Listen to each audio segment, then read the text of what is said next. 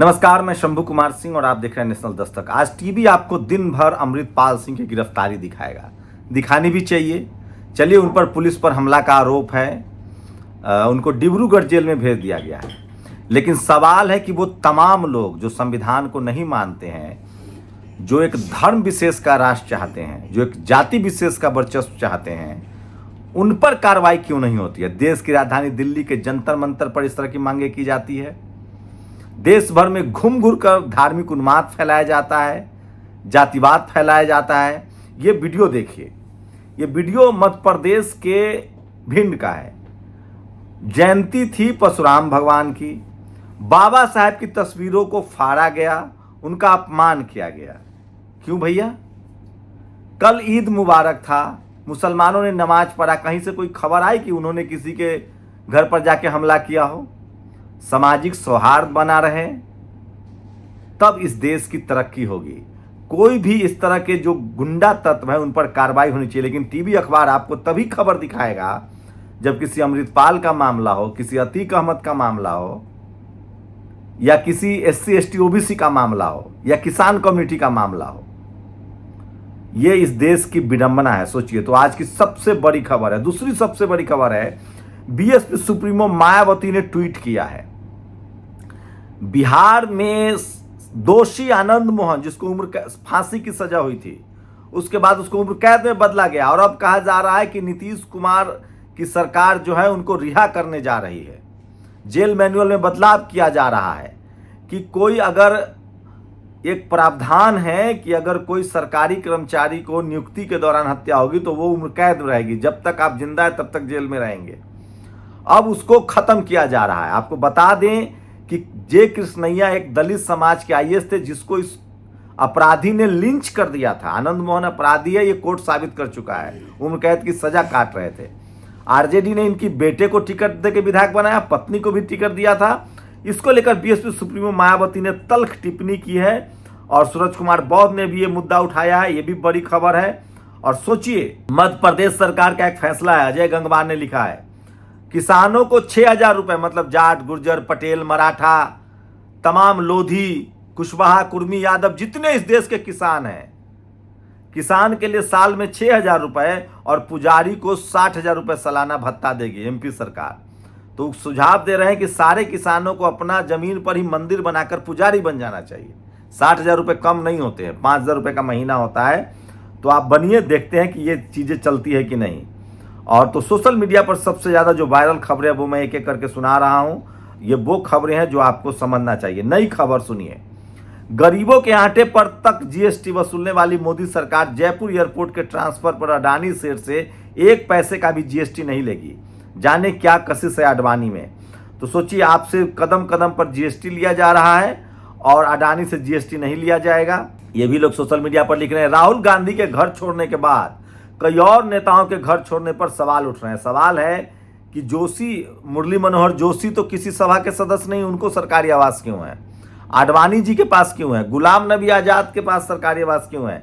रवीश कुमार ने ट्वीट किया, first class citizen Rahul Gandhi ने सरकारी घर छोड़ दिया, लेकिन उनके विरोधी IT सेल से आग्रह है कि आडवाणी जी पर घर छोड़ने का दबाव न बनाए। थर्ड क्लास सिटीजन पर अपनी अशाही संपत्ति जनता के नाम करने का दबाव बनाए। सरकारी बंगले के लिए सत्ता के गुलाम बने लोगों को न ललकारे। गुलाम नबी आजाद पर इन्होंने इस तरह से तंज किया है। और सोचिए, इस देश में अठावले का भी घर खाली करवाया गया था, रामविलास जी का सामान फेंकवा दिया गया था, शरद यादव का सामान फेंकवा दिया गया था, अखिलेश यादव से भी घर खाली करवाएगा, मायावती जी से लखनऊ में घर खाली करवा लिया गया था, दिल्ली में भी वो जिस बंगले में रह रही थी वो घर उनको खाली करना पड़ा। लेकिन सवाल है कि ये इस देश में जाति के आधार पे फैसले नहीं माने जाएंगे। इसको आडवाणी जी रहेंगे, जोशी रहेंगे, गुलाम आजाद रहेंगे, क्योंकि वो अशरफ असल समाज से हैं। SC IAS जी कृष्णैया की विधवा उमा कृष्णैया जी की आवाज बनने के लिए दिल से साधुवाद बहन जी। बिहार सरकार द्वारा जेल कानून में संशोधन करके गैंगस्टर आनंद मोहन की रिहाई पर सभी राजनेता मौन है। ऐसे में आप चट्टान की तरह समाज के साथ खड़ी हैं। तो ये इसको BSP ने अपना मुद्दा बनाया है। मुझे लगता है कि ये बड़ी खबर होगी। अगर इस तरह के फैसले लेती है RJD JDU की गठबंधन सरकार, तो यकीन मान के चलिए बहुजन समाज के लिहाज से खबर उनको नुकसान होगा। बिहार की नीतीश सरकार द्वारा आंध्र प्रदेश महबूबनगर के रहने वाले गरीब दलित समाज से आईएएस बने बेहद ईमानदार जी कृष्णैया की निर्दयता से की गई हत्या मामले में आनंद मोहन को नियम बदलकर रिहा करने की तैयारी देश भर में दलित विरोधी निगेटिव कारणों से काफी चर्चाओं में है। तो बीएसपी सुप्रीमो ने आगे लिखा है, आनंद मोहन बिहार में कई सरकारों की मजबूरी रहे हैं, लेकिन गोपालगंज के तत्कालीन डीएम श्री कृष्णैया की हत्या मामले को लेकर नीतीश सरकार का यह दलित विरोधी एवं अपराध समर्थक कार्य से देश भर के दलित समाज में काफी रोष है। चाहे कुछ मजबूरी हो, किंतु बिहार सरकार इस पर पुनर्विचार करे। तो बीएसपी सुप्रीमो ने बहुत नपे तुले शब्दों में इसको लेकर ट्वीट किया है, टीका टिप्पणी की है। वहीं आज सोशल मीडिया पर अडानी वाली खबर भी घूम रही है। अडानी ग्रुप को एयरपोर्ट डील पर बड़ी राहत, जीएसटी देने की नहीं होगी जरूरत। हिंदुस्तान ने खबर छापा है, राष्ट्रीय जनता दल ने शेयर किया है। वहीं एससी, एसटी, ओबीसी और किसान जातियों के साथ लगातार भेदभाव जारी है। एक वैकेंसी की बात बता रहा हूं, हंसराज मीणा ने ट्वीट किया है, भारत सरकार के तहत परमाणु ऊर्जा विभाग के क्रय और भंडार निदेशालय ने खरीद सहायक एवं जूनियर स्टोर कीपर के 65 पदों के लिए भर्ती निकाली है। Economic weaker section 22, ST 0, OBC 8, SC 23, सामान्य 12। क्या ईबीएस आदिवासियों के सारे आरक्षण को निगल गया? शर्मनाक है ये। तो ये तमाम लोग जो है सोशल मीडिया की वजह से खबरें चल रही है। और समाजवादी पार्टी का यूएस चैप्टर तो 2 कदम आगे है, वो लगातार आंकड़े जारी करता है। हिंदी न्यूज चैनलों पर बड़े पदों पे बहुजनों के अधिकार, सवर्ण 15% आबादी है, 91% भागीदारी है। बहुजन 80% आबादी है, 3% उनकी भागीदारी है। जब एससी, एसटी, ओबीसी इन चैनलों पे नहीं है तो इनके मुद्दे कौन उठाएगा, कौन बताएगा इनकी व्यथा और वेदना। इसलिए चैनल जातिगत जनगणना के खिलाफ सवाल पूछेंगे पर ईबीएस आरक्षण पर नहीं। इसीलिए ये समाजवादी पार्टी से सवाल पूछेंगे, यूजीसी से जातीय माफियाओं पे नहीं। ये चैनल चुनावों से पहले एक तरफा रिपोर्टिंग करके बीजेपी के लिए जमीन तैयार करते हैं। इस ट्वीट को शेयर कर आप इनकी हकीकत जन जन तक पहुंचाए।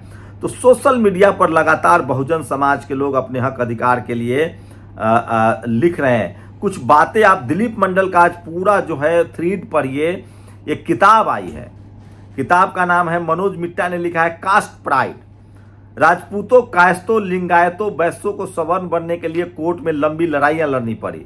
पहले वे शूद्र गिने जाते थे, मामले ब्रिटेन की कोर्ट तक गए। ये सारी जानकारी केस नंबर और तारीख आदि के साथ किताब में उपलब्ध है। बहुत जरूर सोचिए, मनुवादी व्यवस्था में जब मनुस्मृति से देश चल रहा था तो राजपूत, कायस्थ, लिंगायत, वैश्य भी शूद्रों की कैटेगरी में आते थे। उन लोगों को क्षत्रिय बनने के लिए काफी संघर्ष करना पड़ा है, केस लड़ना पड़ा है। दिलीप मंडल, ये किताब आई है। आजकल दिलीप मंडल अमेरिका में है और वो लगातार वहाँ जो साक्ष्य है, 1907 के पंजाब प्रांत में भंगी समाज के कुछ लोगों ने पैसे जमा कर जमीन खरीदकर खेती करनी शुरू की। मैला साफ करना छोड़ दिया। सवर्ण जातियों को भंगियों की खेती नागवार गुजरा।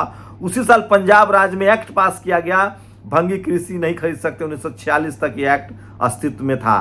तो सोचिए, बाबा साहब का संविधान नहीं होता तो लोगों ने किस किस तरह के कानून बना रखे थे। उससे आगे एक खबर देखिए जो बहुत जरूरी है। परशुराम की कथा में क्षत्रिय संहार के आधार पर ऐसा माना जाता था कि धरती पर कोई राजपूत बचा ही नहीं। राजपूत उस दौर में द्विज नहीं माने जाते थे। राजपूतों ने केस किया और 1855 में लंदन में प्रीवी काउंसिल से केस जीत गए। तब से उनको वर्ण व्यवस्था में फिर से जगह मिली है। आप सोचिए कितना खतरनाक है ये। ईमानदारी से बताएं कि आप जानते हैं अंग्रेजों ने 1975 में कानून बनाया था कि ब्राह्मणों को फांसी नहीं हो सकती है। 1816 में उन्होंने छोटे अपराध के लिए पैर में लकड़ी की बेड़ी लगाने का नियम बनाया था। ये नियम सिर्फ पिछड़ी और अछूत जातियों के लिए थी। उन्हीं अंग्रेजों ने 1829 में सती कराने पर हत्या का मुकदमा चलाने का कानून बनाया। डलहौजी ने 1850 में कानून बनाया कि अगर किसी को जाति बाहर कर दिया जाए तो भी पारिवारिक जायदाद में उसका हिस्सा बना रहेगा। राजपूतों, कायस्तों, लिंगायतों, वैश्यों को सवर्ण बनने के लिए कोर्ट में लंबी लड़ाइयां लड़नी पड़ी। पहले शूद्र गिने जाते थे, मामले ब्रिटेन की कोर्ट तक गए।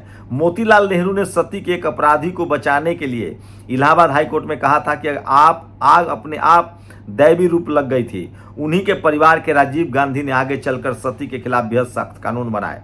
भारत में अंतर्जातीय विवाह को कानूनी मान्यता सरदार पटेल के भाई विट्ठल भाई पटेल ने दिलाई। 1858 में केरल त्रावणकोर में कानून बना कि पिछड़ी और अछूत जाति की औरतें अगर कमर के ऊपर कपड़े पहनती हैं तो उन्हें जेल की सजा होगी। कई नाडार महिलाओं ने जेल जाना पसंद किया। जमींदारों और प्रभु वर्ग को खुश करने के लिए प्रीवी काउंसिल ने कानून पास किया कि स्थानीय परंपराओं को शास्त्रों से भी ऊपर माना जाएगा। जमींदार उसकी मांग कर रहे थे।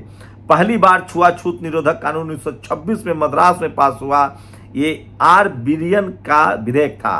काशी विश्वनाथ मंदिर में प्रवेश के लिए आज़ादी के बाद लंबी लड़ाई लड़ी गई। 1954 में जाकर यह हक मिला। ऐसे सैकड़ों राज और कोर्ट केस जानने के लिए पढ़िए मनोज मिट्टा की किताब कास्ट प्राइड, बाजार में उपलब्ध है। तो सोचिए, आने वाला समय सोशल मीडिया का है। अब किसी का पाप कहीं छुपने वाला नहीं है, सबका हिसाब किताब लोग लिख रहे हैं। और ये वीडियो जाते जाते देखिए, जिसमें किस तरह से बाबा साहेब की मूर्तियों को तोड़ा गया है, उनके तस्वीर को फाड़ा गया है, उनका अपमान किया गया है। आप तभी तक हिंदू हैं जब तक आपसे वोट लेना है या सांप्रदायिक दंगे कराने में। इसलिए कह रहा हूं, अल्बरेनू की किताब पढ़िए। इस देश में सोचिए, संविधान नहीं लागू होने तक सब कुछ जाति व्यवस्था से तय होता था। अपने ही धर्म के राजपूत हो, कायस्थ हो, वैश्य हो, क्षत्रिय हो, ये सबको शूद्र माना गया था। और मनुस्मृति में कौन लाभार्थी था? जो लाभार्थी था उसी को हम मनुवादी कहते हैं। आप लोग अपनी प्रतिक्रिया जोड़ दीजिए। शुक्रिया। नेशनल दस्तक की आपसे गुजारिश है कि अगर इसको बचाना चाहते हैं तो नेशनल दस्तक को सब्सक्राइब करने के लिए रेड कलर के सब्सक्राइब बटन को दबाएं, फिर बेल आइकन की घंटी दबाएं। नेशनल दस्तक को बचाने के लिए बहुत जरूरी है कि हर खबर को शेयर करें, लाइक करें, कमेंट जरूर करें।